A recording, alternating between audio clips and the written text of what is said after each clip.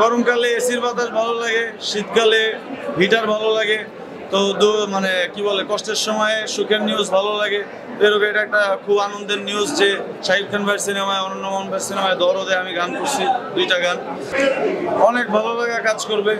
আমি শাকিব খান ভাইয়ের সিনেমায় গান গাওয়ার সুযোগ পাইছি প্রথমে, তাতেই অনেক ভালো লাগা কাজ করতেছে।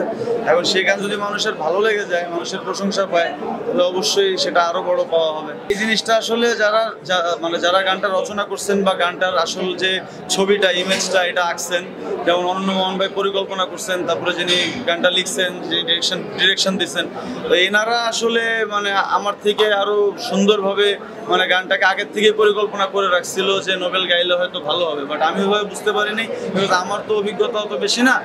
আমি জাস্ট গেয়ে গেছি আমার মতো করে, গাওয়ার পরে দেখি যখন ফাইনাল মিক্স মাস্টারটা আসছে আমার কাছে ভালো লাগছে শুনতে। ইনশাল্লাহ অবশ্যই মানে যখন এই গরমকালে এসির বাতাস ভালো লাগে, শীতকালে হিটার ভালো লাগে। তো মানে কি বলে, কষ্টের সময়ে সুখের নিউজ ভালো লাগে। এরকম এটা একটা খুব আনন্দের নিউজ যে শাকিব খান ভাইয়ের সিনেমায়, অনন্য মোহন ভাইয়ের সিনেমায় দরদে আমি গান করছি, 2টা গান। এটা বিশেষভাবে অবশ্যই আনন্দ দিচ্ছে, লাইক এসির বাতাসের মতো।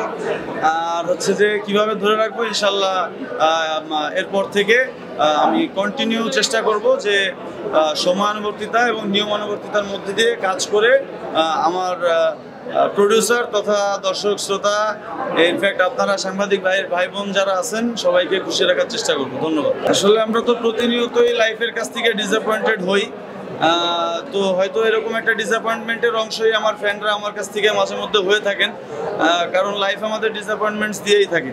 তো তবে আমি চেষ্টা করব যে আমি একজন মানে আমার ভক্ত শ্রোতাদের জন্য একজন ভালো আইডল হওয়ার, যাতে করে তাদেরকে আমি ডিসঅ্যাপয়েন্টমেন্টটা একটু কম দিই এবং মানে নিরাশ কম করি এবং আশার বাণী এবং তাদের আশা পূরণটা বেশি করে করতে পারি।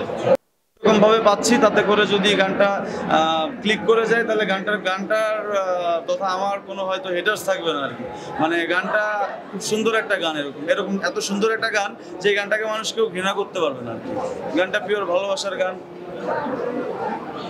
সেটা তো কলকাতার মানুষরা ভালো জানে, বোম্বের মানুষরা ভালো জানে, আমি তো জানি না। আমি বাংলাদেশে আছি ভাই, আপনাদের সাথে। আপনার হাতে কোনো কাজ আছে? সেটা যদি থাকে তাহলে আপনারা জানতে পারবেন।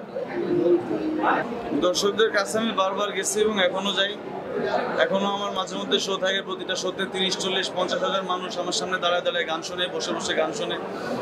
তো আমাকে ছোঁয়ার চেষ্টা করে, ধরার চেষ্টা করে। আমিও দেখি তাদের আবেগ, তাদের ভালোবাসা, সব কিছু সামনে থেকে দেখার সুযোগ হয়। যেহেতু আমি শুধুমাত্র মানে স্টুডিও সিঙ্গার না, আমি একজন লাইভ পারফর্মার, সো আমার মানুষের কাছে যাওয়ার সৌভাগ্যটা অ্যাকচুয়ালি বেশি হয়, মানুষের আপ্যায়ন পাওয়ার। তো সেদিক থেকে আমি অনেক লাকি।